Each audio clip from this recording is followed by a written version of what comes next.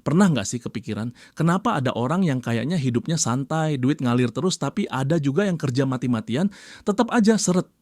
Nah, hari ini kita bahas salah satu buku keuangan paling legendaris, Rich Dad Poor Dad. Buku ini bakal ngebuka mata kita tentang uang dengan cara yang beda banget dari yang diajarkan di sekolah. Penasaran? Yuk, kita kupas tuntas. Rahasia 1. Dua ayah, dua pola pikir. Jadi, Robert Kiyosaki punya dua ayah, bukan ayah kandung, tapi dua sosok yang membentuk cara berpikirnya tentang uang. Poor Dad, ini ayah kandungnya sendiri. Seorang akademisi, pintar, tapi percaya bahwa kunci sukses adalah sekolah tinggi, dapat pekerjaan bagus, dan kerja keras sampai pensiun. Sounds familiar?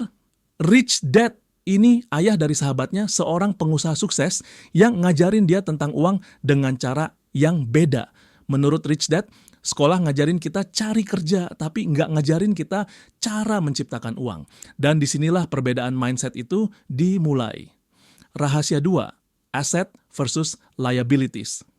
Ini dia penyebab banyak orang tetap miskin. Ini bagian yang paling sering bikin orang terkejut. Banyak orang mikir kalau punya rumah, mobil mewah, atau gadget terbaru artinya mereka kaya. Tapi menurut Robert Kiyosaki, itu semua bukan kekayaan kalau cuma bikin duit keluar terus.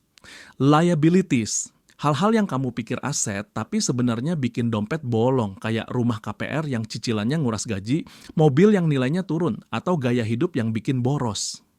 Assets, hal-hal yang bikin uang masuk tanpa harus kerja terus, kayak bisnis, properti yang disewakan, saham yang kasih dividen, atau investasi lain yang bikin uang bekerja buat kamu. Jadi, kalau mau kaya, kumpulin aset bukan liabilities.